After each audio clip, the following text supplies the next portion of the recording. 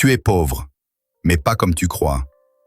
Si tu gagnes peu, si tu vis dans la peur de manquer, ce n'est pas l'argent ton vrai problème.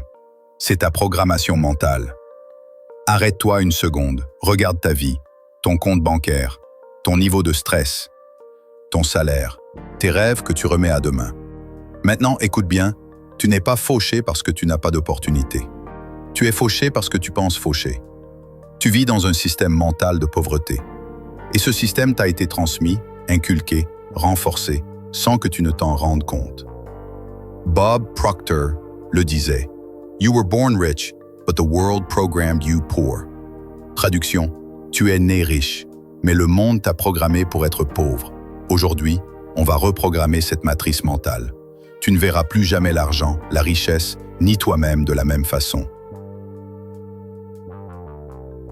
Le mensonge du système. Pourquoi personne ne t'a appris à devenir riche? On t'a appris à obéir, pas à penser. À l'école, tu as appris à lire, écrire, calculer, réciter, mais jamais à penser comme un homme libre, encore moins comme un homme riche. Tu as été formé pour exécuter un programme, pas pour en écrire un. Tu as été élevé pour chercher la sécurité, pas l'abondance. Tu as été encouragé à prendre un bon emploi, pas à créer ta réalité. C'est le grand mensonge. On t'a donné les règles d'un jeu, sans te dire que le jeu est truqué. Bob Proctor l'a dit devant des milliers de personnes. The school system doesn't teach us how to earn money. They teach us how to earn a living. Traduction. Le système scolaire ne nous apprend pas à gagner de l'argent. Il nous apprend juste à gagner notre vie. L'école formate ton mental pour la survie, pas la prospérité. Pense à ce qu'on t'a répété depuis tout petit. Fais des études pour avoir un bon emploi. Ne prends pas de risques, c'est dangereux. L'argent ne pousse pas sur les arbres. Les riches sont arrogants ou malhonnêtes. Ces phrases sont des programmes mentaux et elles tournent en boucle dans ton subconscient. Résultat, tu doutes, tu bloques, tu t'auto-sabotes. Tu crois que c'est normal d'échanger ton temps contre un salaire. Tu crois que rêver grand est arrogant. Tu crois que tu dois attendre une promotion pour mériter plus. Et c'est là que le piège se referme. Tu vis comme on t'a appris à vivre, pas comme tu pourrais vivre. Anecdote, l'enseignant pauvre versus le concierge riche. Dans un séminaire, Bob Proctor raconte avoir rencontré deux hommes dans la même école. L'un était professeur depuis 25 ans, cultivé, respecté, mais sans épargne, croulant sous les dettes. L'autre était concierge, simple d'apparence, mais millionnaire, grâce à l'immobilier et l'investissement. La différence? Pas l'intelligence. La clé de la libération. Prendre conscience de ta programmation. Tu ne peux pas te libérer d'une prison dont tu ignores l'existence. Alors commence par reconnaître ceci. Tu n'es pas paresseux, tu n'es pas condamné, tu es conditionné, et ce conditionnement peut être changé.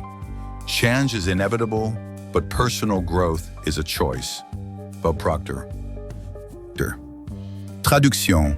Le changement est inévitable, mais la croissance personnelle est un choix. Aujourd'hui, choisis de reprogrammer ton cerveau. Choisis de désinstaller le logiciel de pauvreté. Choisis d'installer le système d'exploitation de l'abondance. La décision mentale. Le point de bascule de toute fortune. Une vraie richesse commence le jour où tu prends une décision que plus rien ne sera comme avant. Pas un vœu, pas un souhait, une décision. Il ne s'agit pas d'espérer, ni de visualiser sans rien faire. La richesse, la vraie, commence par une décision ferme, mentale, irréversible.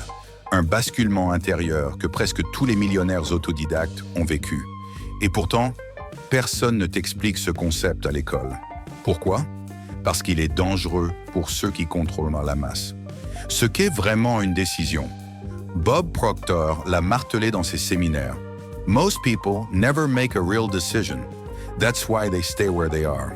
Traduction. La plupart des gens ne prennent jamais de véritables décisions. C'est pour ça qu'ils stagnent. Prendre une décision, ce n'est pas dire « je vais essayer ». C'est dire « je vais le faire ». Point. Tu ne décides pas de changer ta vie quand ce sera plus simple. Quand tu auras de l'argent, quand tu seras prêt. Tu décides et l'univers s'ajuste. Until one is committed, there is hesitancy. Whatever you can do or dream you can, begin it. Boldness has genius, power and magic in it. Goethe traduction. Tant qu'on n'est pas engagé, il y a hésitation. Quoi que tu puisses faire ou rêver de faire, commence-le. L'audace a du génie, du pouvoir et de la magie. Les célébrités qui ont pris une seule décision qui a tout changé, Arnold Schwarzenegger. Avant d'être une star de cinéma, un gouverneur ou une icône du fitness, Arnold n'était qu'un gamin autrichien dans un petit village. À 15 ans, il a vu un magazine sur les champions de culturisme américains. Il a pointé la page et dit « Je vais être le meilleur culturiste du monde ». Décision prise. Il ne connaissait personne. Il ne parlait pas anglais. Il n'avait pas d'argent. Mais la décision était ferme. Des années plus tard, il remportait Mr. Olympia 7 fois. Il est devenu un acteur mondial, un homme d'affaires multimillionnaire. Tout a commencé par une décision mentale. Jim Carrey. En 1985, Jim Carrey était fauché. Il dormait dans une camionnette avec sa famille. Un soir, il est monté à Hollywood Hills et s'est écrit un chèque de 10 millions de dollars en post-datant la date de 5 ans. Il l'a gardé dans son portefeuille. 5 ans plus tard, il touchait 10 millions pour Dumb and Dumber. You can't just visualize and go eat a sandwich. You have to work toward it. Traduction. Tu ne peux pas juste visualiser et aller manger un sandwich. Tu dois travailler pour ça. Mais la première étape, c'était la décision mentale. L'engagement interne crée la vraie magie. Tu crois peut-être que tu dois d'abord avoir confiance. Faux. Tu dois d'abord décider. La confiance viendra après la répétition. Regarde n'importe quel entrepreneur qui a réussi. Aucun n'a attendu d'avoir un plan parfait ou une sécurité totale. Ils ont pris une décision irrationnelle sur le moment, mais puissante. La décision, c'est ce qui déclenche le changement de fréquence mentale. C'est ce qui envoie un signal clair. Je ne joue plus petit, je suis prêt à payer le prix. You must make a committed decision to do something. Then the how will show up. Bob Proctor. Traduction. Tu dois prendre une décision engagée. Ensuite, le comment apparaîtra. La pratique. Comment prendre une vraie décision? Écris-la. Noircis une page avec une phrase ferme. Au présent, je décide de devenir libre financièrement. Visualise-toi ayant déjà réussi. Pas comme un rêve, mais comme une réalité mentale. Fais une action symbolique aujourd'hui, même petite. Tu brises l'inertie. Répète-la chaque matin. La décision devient une vérité. Ton cerveau finit par s'y aligner. Pourquoi ça marche? Parce que ton subconscient ne fait pas la différence entre réel et fermement décidé. En prenant une décision claire, tu changes ton niveau d'énergie, tu attires de nouvelles idées et surtout, tu dis adieu aux excuses. Tu deviens un homme engagé, pas un homme qui espère que ça ira mieux. Les discours internes, quand ta voix intérieure devient ton pire ennemi, tu peux lire tous les livres du monde, écouter les meilleurs coachs, mais si ta propre voix intérieure te détruit, tu resteras prisonnier. Le danger ne vient pas toujours de l'extérieur. Le plus grand saboteur de ta réussite, c'est ta propre pensée. David Goggins l'a dit clairement. Le cerveau est paresseux. Il veut que tu restes confortable. Il déteste la douleur. Mais c'est justement dans la douleur que tu deviens inarrêtable. La voix du cerveau contre la voix de l'âme. Quand tu veux te lever tôt pour bosser ton projet, cette voix dit « Tu peux le faire demain ». Quand tu veux t'imposer dans une discussion difficile, elle dit « Ça ne sert à rien, tu n'as pas les bons mots ». Quand tu veux prendre un risque, elle murmure « Et si tu échoues ?» Cette voix n'est pas ton ennemi, c'est ton programme. Elle est là pour te garder en sécurité. Mais la sécurité ne construit rien de grand. Your mind is a liar. Train it like a muscle. David Goggins. Traduction. Ton esprit est un menteur. Entraîne-le comme un muscle. Ce que fait Goggins. L'affrontement mental. David Goggins a créé une routine brutale. Le miroir de l'honnêteté. Chaque matin, il se parle à lui-même. Il se regarde dans les yeux et dit « Tu es faible aujourd'hui, mais tu vas y aller quand même. Parce que tu as une mission. Et tu refuses d'être moyen. » Il donne sa voix intérieure au lieu de l'écouter passivement. I don't stop when I'm tired. I stop when I'm done. Traduction. Je ne m'arrête pas quand je suis fatigué. Je m'arrête quand c'est terminé. Les pièges de l'autodialogue toxique. Beaucoup d'hommes vivent avec un disque rayé mental. Je ne suis pas assez bon. Je n'ai pas ce qu'il faut. Je n'y arriverai jamais comme les autres. Ce discours est appris, souvent transmis par l'école, la famille ou des échecs mal digérés. Mais tu n'es pas obligé de le garder. Tu peux changer ton monologue intérieur. Et ça change tout. 3 techniques pour reprogrammer ton discours intérieur. Le journal de combat. Chaque soir, écris ce que ta voix intérieure t'a dit de négatif et démolis-la avec des faits. Elle dit « Je suis nul ». Réponds « J'ai survécu à X. J'ai réussi Y ». 2. Le langage du guerrier. Remplace les phrases passives par des verbes de force. Au lieu de « j'espère y arriver », je vais m'entraîner jusqu'à y arriver. 3e, le mur des victoires. Crée une liste de 20 choses dont tu es fier. Relis-les tous les matins pour reprogrammer ton identité. You will never meet a strong person with an easy past. Goggins Traduction. Tu ne rencontreras jamais une personne forte avec un passé facile. Anecdote puissante. L'exercice du post-it. Un ancien militaire racontait avoir été au bord du suicide. Ce qui l'a sauvé? Un seul mot, chaque jour, sur un post-it collé au miroir. Tu es plus fort que ta douleur. Elle ne vaut pas ton effondrement. Tu n'es pas fini. Ce rituel simple lui a redonné du pouvoir. Le discours que tu entends le plus chaque jour, c'est le tien. Fais en sorte qu'il te propulse. La discipline brutale, le secret, que personne ne veut entendre. Tu ne changes pas ta vie avec de la motivation. Tu la changes avec de la discipline. Et la discipline, c'est ce que tu fais quand tu n'as plus envie de rien. Tout le monde veut des résultats. Mais dès que ça devient dur, il n'y a plus personne. Et c'est là que commence la vraie différence. David Goggins ne croit pas en la motivation. Il croit en la souffrance volontaire et organisée. C'est ça, la discipline brutale. La discipline n'est pas sexy. Elle est efficace. Tu veux des abdos? Tu devras t'entraîner même quand t'as mal. Tu veux lancer ton business? Tu devras bosser pendant que les autres dorment. Tu veux du respect? Tu devras te respecter en premier, même quand c'est inconfortable. La discipline, ce n'est pas l'armée, c'est un engagement sacré avec toi-même. Et chaque fois que tu romps cet engagement, tu t'affaiblis. Motivation gets you started. Discipline keeps you going. Et Jim Rohn. Traduction. La motivation te lance. La discipline te fait avancer. L'exemple fou de Goggins. Goggins se lève à 4 heures du matin. Il court avec des douleurs aux genoux. Il fait des marathons. Blessé. Pas parce qu'il aime ça, parce qu'il refuse de redevenir l'homme faible qu'il a été. You have to build callous on your mind. David Goggins. Traduction. Tu dois former des callosités sur ton esprit. Il n'a pas de talent particulier. Il a de la discipline. Une discipline violente, inébranlable. Pourquoi la majorité des gens échouent? Parce qu'ils attendent de se sentir prêts. Mais voici la vérité.